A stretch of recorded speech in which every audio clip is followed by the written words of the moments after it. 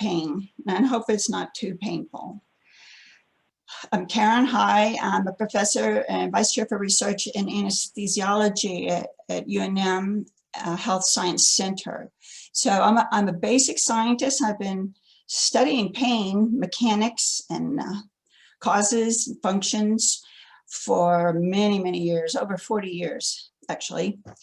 So I'm going to try not to bore you too much with the details of the science of pain, but educate you about the consequences of pain for our society, and in the end, share some of the ways that you can deal with pain, assuming it's not too severe. Otherwise, you should see your physician, and ways to avoid it, and how we as Christians deal with our pain, whether the pain of sensation or the pain of our soul. So first, let's see, there we go. So what is pain? You may have to move the little people faces away somewhere to make it easier to see the whole screen, because I'm using a big wide screen. Can everybody see that? Good. Okay, so what is pain? We all know what pain is. You know, if somebody grabs your hand too tightly, or you stub your toe, or get too close to something hot, then we have nerves in our fingertips which signal us about the danger, bring that information into our central nervous system, and actually directly right out again on a reflex arc to our muscles to move us away from that pain. It's our early warning and protective system. And all of us have that, except a very few people in the world who have the unfortunate to have a genetic deficit.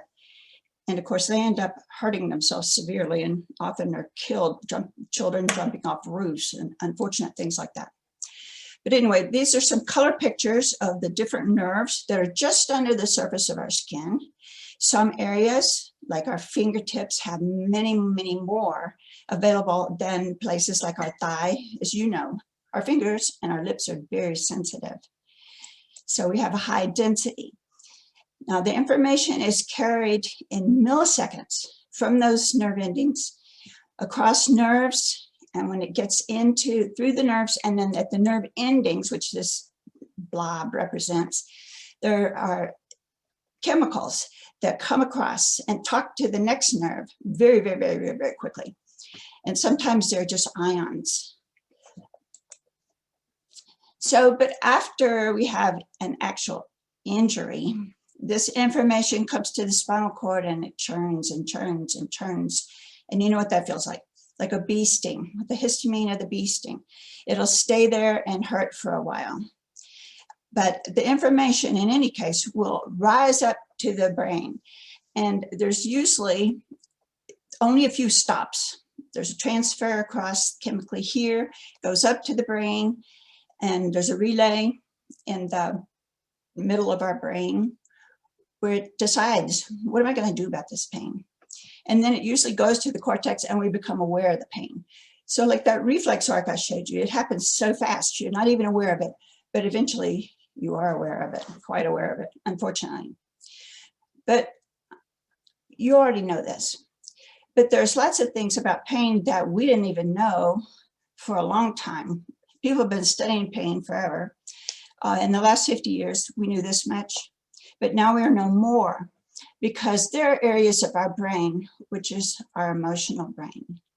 And that's what leads to the suffering part of pain. We know that if we stub our toe, if we just wait it out, it'll be gone shortly. But sometimes the suffering of pain remains long term. And I'm going to try to teach you ways to deal with that, because we have our own innate resources to deal with that.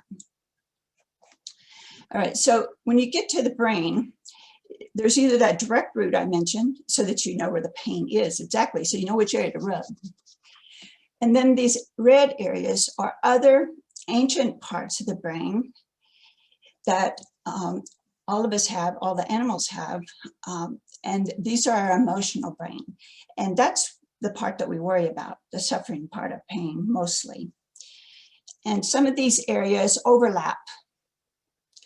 Now, in the human brain, well, let's start with the animal brain. The animal brains are usually just this middle part, this old ancient brain, but we have this large capacity, this over abundance of upper brain, new brain that we can use to deal with pain.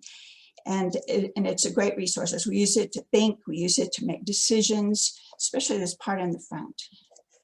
And I'm going to show you how we can deal with pain. But let's go back to the part of the sensation of pain. So the pain rushes up to the cortex and it alerts these very, very organized cells, which then tell us to move, get ready for action, get out of here. They're all very organized and very quick to move us from a danger. But there's other places in the brain where it just turns around and there's pluses and minuses, just like a computer, pluses and minuses. Oh, what are we going to do about this? What are we going to do about this? And you think through, and it seems like a jumble, but it's really very effective in helping us deal with all sorts of things like changes in our environment, changes in our inner self, changes in response to pain. We need all of these areas. So the brain is very skilled, starting when we're young, and now that we're very old, we have these patterns of things, how we deal with it. And so in the communication, so pain doesn't just go to one area. It goes to that one area and gets you out of danger fast, but it also revolves around in these different circuits in the brain. There's some in the hippocampus. Whoops, I'm not supposed to use technical terms. So there's some areas of the brain that teach us, don't go near that bad post again where you have opportunity to kick it. Don't go there. Don't go so close. So we learn to adapt and avoid pain quite often. And we have areas up here in the front, as I said, that help us to make these decisions, motivate us away from danger. And also we have areas that, especially in children, we learn to mask it as adults, but the children will cry in response to pain. And so we need all of these areas to respond to pain, adapt, and survive. Then there's so many different types of pain, and hopefully you're not experienced with most of them. But back pain is one of the most prevalent that Americans have at some point in their life. And I'll teach you some skills. If you have back pain, I used to have back pain sitting in this chair constantly for half my life, most of my life. We can deal with that if it's not too severe. We can back it out, and I'll teach you some skills. The problem is with some people is that they develop a high impact, we call it a high impact pain, a severe pain that goes on and on and on and becomes chronic. And those are serious pains. Of those people with serious pains, 21, 22 have back pain. Some people have the jaw pain, the tension, the severe muscle pain. A lot of people have headaches or migraines and neck pains, 27%. And among our veterans coming back after carrying those heavy packs, that a lot of them more than actually have the back pain and the neck pain, leading to headaches. I don't know if you know that there's two kinds of pain, really. There's nerve pain, nerve damage pain, and then there's inflammatory pain. So the neuropathic pain, the nerve injury, is the most prevalent. There's 22.7 million Americans with that type of pain, and it very often feels like you're walking on tacks for these people. And this is caused by the high sugar in their blood that damages the nerve endings. And particularly in the feet, maybe in the fingers, it feels like that there's this awful tingling or pressure, or sometimes, frankly, like walking on tacks. And this is due to frank damage of the nerves, and it cannot be backed out. So here's different types of pain. You're probably aware of many of them. But that was the diabetes pain from having circulating high sugar levels, that if you control them, you can avoid that, hopefully. Many of us have undergone a surgery or had a broken leg or some repair that needed to be done. And those hopefully will resolve and go away. Some people, as I said, have genetic predispositions to have high levels of pain or no pain. Sometimes there's viral infections or nutritional deficiencies. There are, with the diabetes, a lot of that is also associated with the poor circulation in our extremities that can lead to this damage of the nerves. Unfortunately, in the end stages, cancer-related pain can be quite severe. And then there are, when you're dealing with cancer, sometimes the toxins of the chemotherapy itself can cause further damage to nerves, much like the peripheral damage seen with the diabetes. But the impact of chronic pain is quite severe, and I'm hoping that none of you have experienced that. But if it starts with this little tricky neuron, and he relays the information, but he can change over time if the pain does not go away, if the tissue heals. Sometimes in some people, in certain circumstances, the pain sensation can persist long term. Well, of course, this weighs on your mind. Why wouldn't it? It causes emotional strain. It leads to suffering. It can lead to other behaviors like avoiding going out as much, avoiding going and meeting people, or avoiding putting shoes on, things like that. And it becomes very, very complex. So pain can lead to you to have maladaptive thoughts, maladaptive behaviors, but the biggest danger of all is disuse, deconditioning. Your pain then leads to muscle weakness and things like that, which are not adaptive. So while pain for some people is inevitable, suffering is optional if you have certain skills. Well, for big pains, there is opium, and opium is morphine, and morphine derivatives are very, very useful after surgery. The dentist uses a different kind of anesthetic so that the nerve just shuts down. And hopefully by the time he's finished working, time you're wearing off that medication, the pain will not be persisting long. But they do give morphine and opiates after surgery. They're very useful. They block the pain very completely. And sometimes they prescribe it long term. They usually do. So it's very useful in the days right after surgery because you don't want the pain. You want it to damp as much as possible. But if it persists, then the opiates, of course, then lead to disastrous consequences.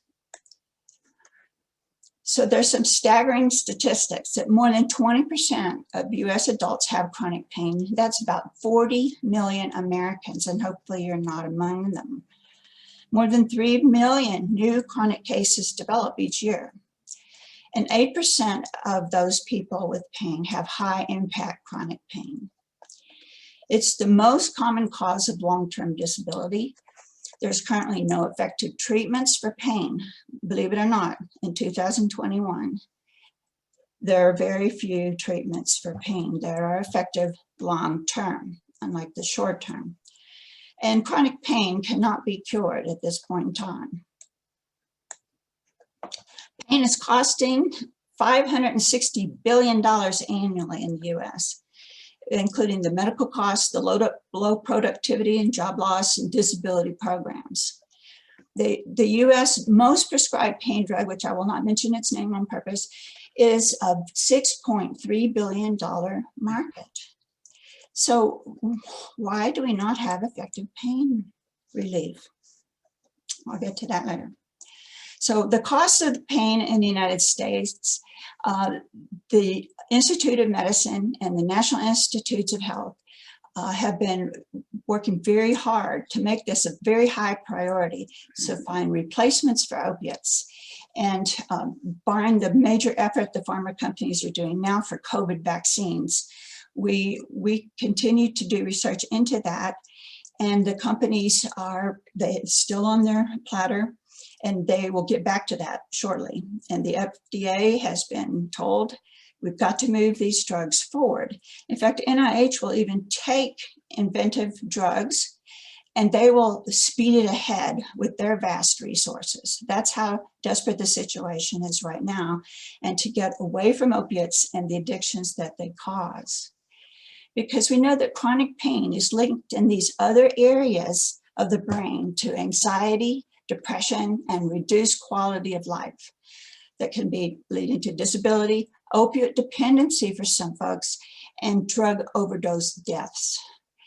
On the right here is the map generated by the CDC in 2015 that showed, I don't see the key on here, it's underneath Linda Seiler's picture, but New Mexico in 2015 was the highest, the state with the highest opioid deaths, opioid dependence deaths.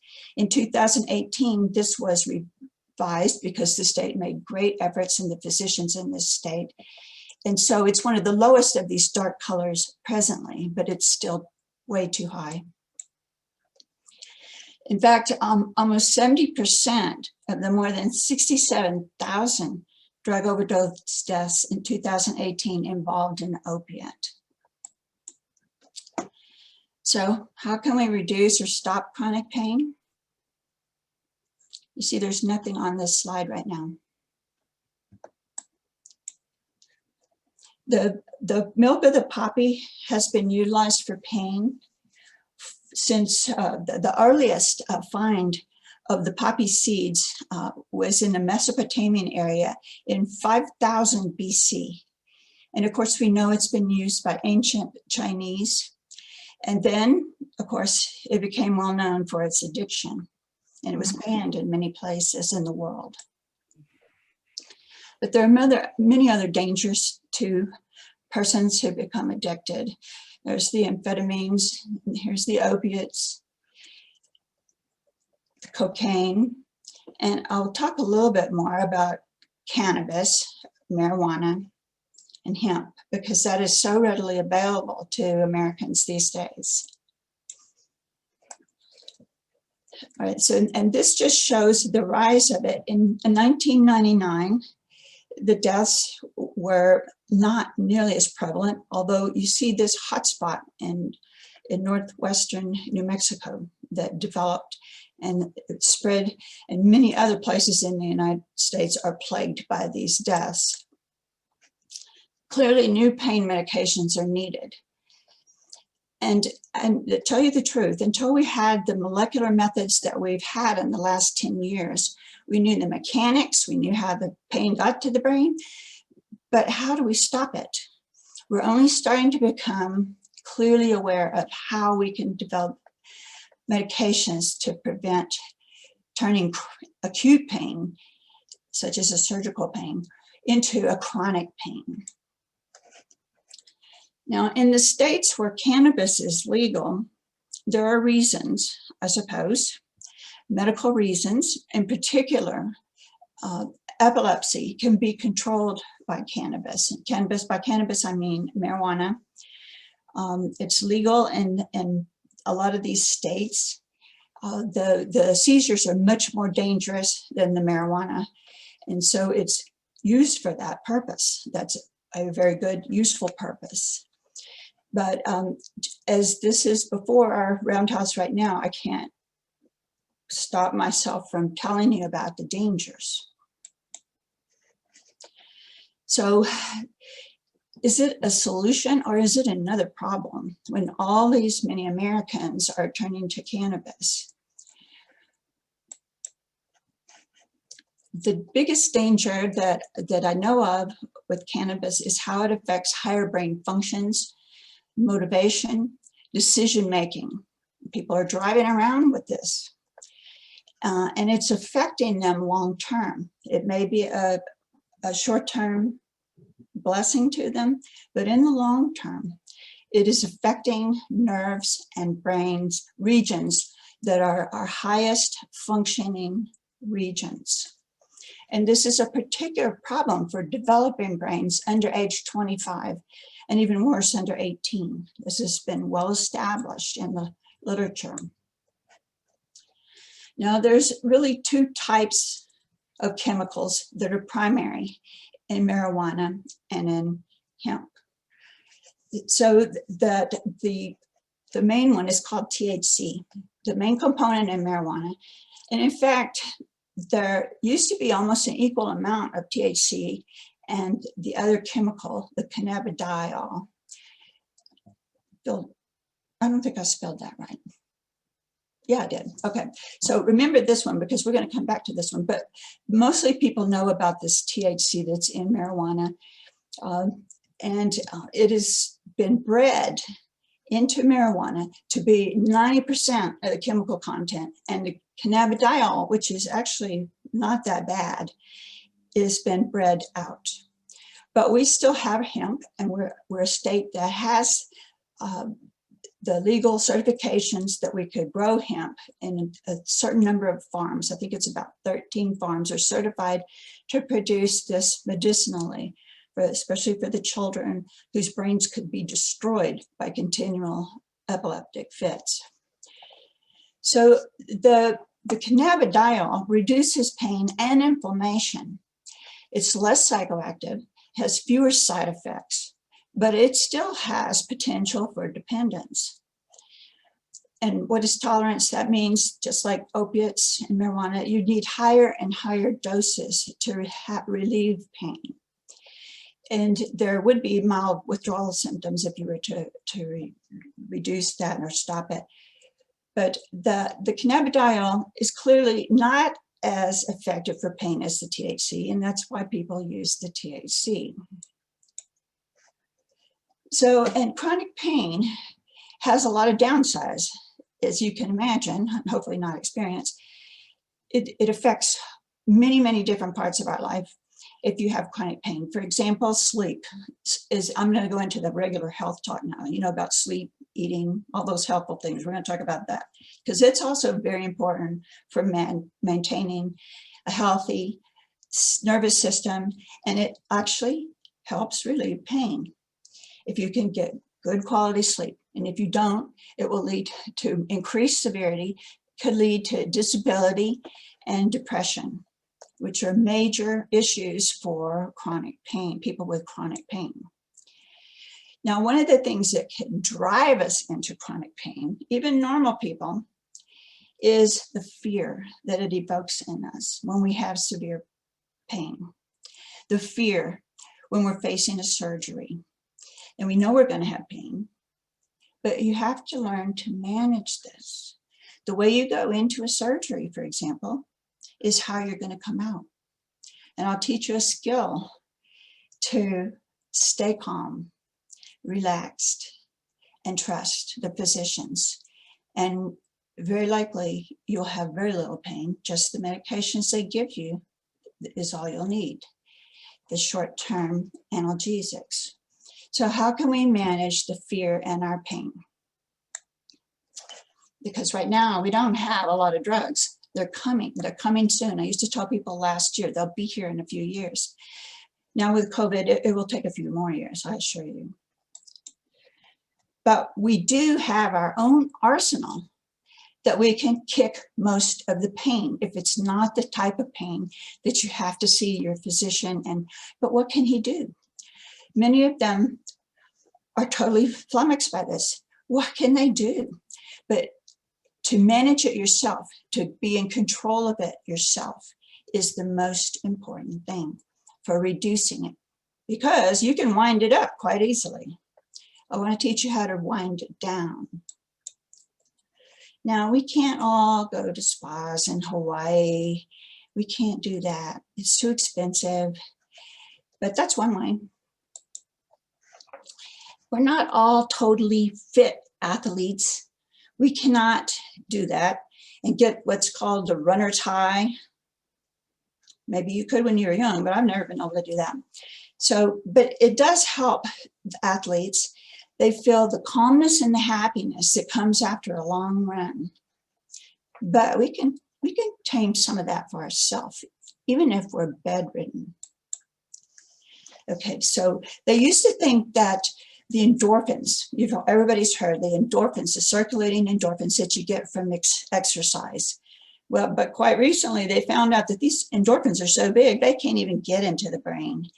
Now they're great for healing the muscle stress and inflammation from the runners and intense exercise. They're good peripherally, but it's the endocannabinoids, right?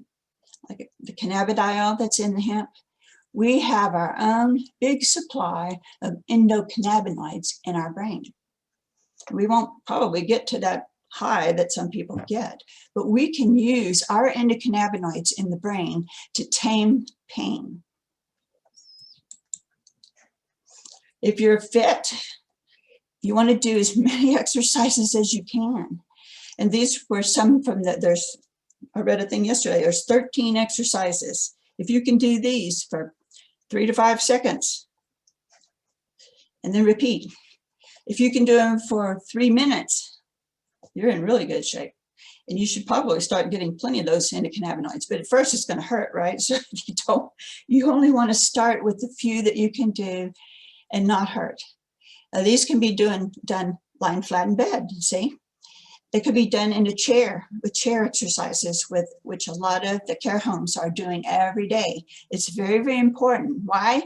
It keeps your muscles in shape. It keeps them strong. And it also keeps the blood flowing. The main thing is to keep the blood flowing, and not just to the extremities if you have diabetes, but to your brain. The brain is the central controller, and it takes, I forget what the exact number is, 75%, I believe, of the energy of your daily food intake. So you want to keep all the nerve cells healthy in some shape or form, with some shape or form of exercise every single day. The easiest thing for Walter and I is when we finish working, we go take a walk. We walk just over a mile. And my physician assures me that that will be a great, great benefit. I know of a woman in Berlin who walks across Berlin every day. She's 73. I had no idea she was 73. She's very physically fit and has kept herself healthy. And there's other little tricks that the physical therapist will teach you to walk, step sideways, sideways, sideways, sideways. If you can do that 5 times and then back the other way, and then build up to 25 or 30. Walking on your heels, walking on your toes. The physical therapist will tell you to do this. Why? It improves your balance. It keeps your blood flowing. And why is balance so important? To avoid falls. That will be real serious, life-threatening pain and breaks. And then the VA has found that for the veterans and for the in-house persons, that yoga is absolutely top of the list for avoiding chronic pain. Now you could stretch in bed, you could stretch in a chair, you could stretch in front of the TV, touch your toes if you're in a lounger. It's very, very, very, very good for you. If your muscles deteriorate, then you're more likely to fall. So these are just some of the simple things that we all do every day to stay fit and to keep our nervous system healthy. Now we all know about the healing touch and the social connections and how important it was for us this morning and every Sunday morning to hear our ministers, Matthew, Stephanie, Frank, and Libby, and to feel that comfort that we have from our social connections with our church. All mothers know about the touch of the baby and how that is releasing these endocannabinoids and oxytocin and helping us to feel very good. The social part, the social connections are extremely important. There's a whole field of neuroscience centered around that. So just as our ministers can reach and touch and calm those who have lost loved ones and how important that is, we have massage, that healing touch to relax muscles, relieve stress, and of course, we can all have our friends, our pets, and they help us to have this endogenous endocannabinoid release in our brain. It helps us decrease pain and fatigue. It helps you recover faster, have less anxiety and stress, increases the sense of calm, probably helps us sleep better. It will increase wound healing, and that would be the endorphins peripherally. And it can give us what we all seek is deeper spiritual connection. Even in the COVID times, the services we had this morning and every Sunday morning give us this deep spiritual connection, which all of us have learned is a very important part of our life. There's a healing power of art and music. These are two of the paintings by our Christian artist, Youngsun Kim. Those of us in the choir have been utilizing music to calm our souls for many years and hopefully to assist you during worship. But there are many, many ways that we can receive and experience these basic principles of balance with those skills. And then I'm going to teach you another one that I found incredibly important. The people that are doing yoga, for example, this is a total balanced yoga pose. And they're striving to hold it, whether you can hold it 1 second, next day it'll be 2 seconds. This person can probably stay there all afternoon. Now, the way that our body achieves balances and switches and changes its set point is with this other nervous system that we're not aware of. There are nerves that innervate all of our internal organs and monitor when we're not even aware of it. They keep our heart rate steady. They digest our food. They empty the salts out of our body, the harmful things, including, and the liver does the same thing from the blood. The lungs take the used up air and bring in fresh air. Now, when we get stressed or alarmed, these systems ramp up into a not so healthy state. They're very helpful, fight or flight. If we need it, we can get out of the way of an oncoming car. It's very important. When we have eaten, it tones down and we have rest and digest. So that balance goes on every day we're unaware of. But I learned in college when I had stress anxiety, and then later I was told by a pain physiologist, explained it to me, and it became even more clear. It's really very simple. This is a skill you can manage yourself to stay balanced when stress is overwhelming you. The first time I learned it, it was as a sleep skill. You can relax and stay asleep and have healthy recuperative sleep with this one simple tool. And it is important to practice it, but you have to practice it. But now it's just like second nature. Somebody comes on aggressively to me, I take a deep breath and relax. It just comes naturally to me now. So it would be very good if you could develop this skill. What you do is that we have control over our lungs. We have voluntary control. So you take a deep breath in and you let it out. And if we're real stressed, it's going to feel difficult to do that, but you just keep doing it. Take another slow, deep breath and then relax. And I started out with a count of 3. It helps if you count. 1, 2, 3, out, 2, 3. In, 2, 3, out, 2, 3. At one point, I was up to 22, but mostly I fell asleep long before that. Once you practice it, you'll fall asleep on about 5, I promise. But it's extremely important to learn this skill. As I said before, how you go into a surgery determines how you come out. If you go in frightened and alarmed, you'll come out with more pain than the next person like me, because I use this skill 10 minutes before the nurses come and give you the anesthesia, and then I'm out like a light. It's very, very important skill. So practice it, try it, and see if it doesn't help you. It's very healing. It allows these natural endorphins to flood your body and the endocannabinoids to flood your brain to relax and forget anything that might have happened that's not so pleasant. But number 5, our most important skill as Christians. Rather than despair, the best medicine that we have for pain and for many life situations is prayer.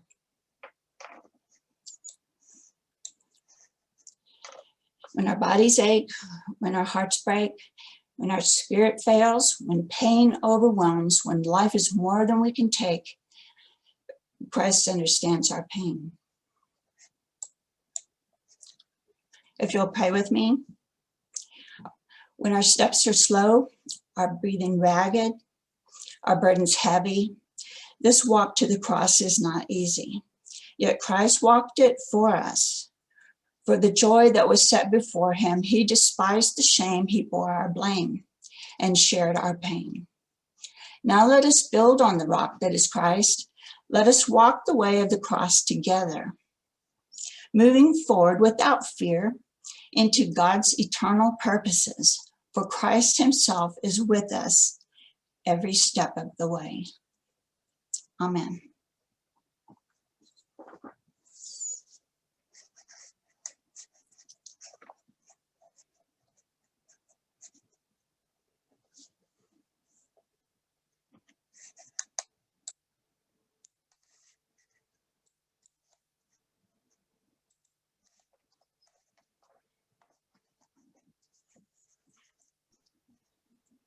Karen, are we ready to open it up for questions and discussion? Absolutely. All right, everyone, if you want to unmute yourselves as you're able and ask any questions, offer any thoughts, reflections on what Karen's offered us. Thank you so much for that, Karen. Really informative.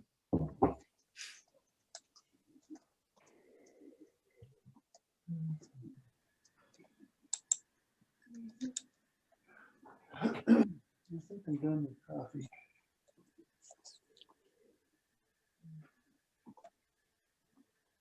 Anyone? No one has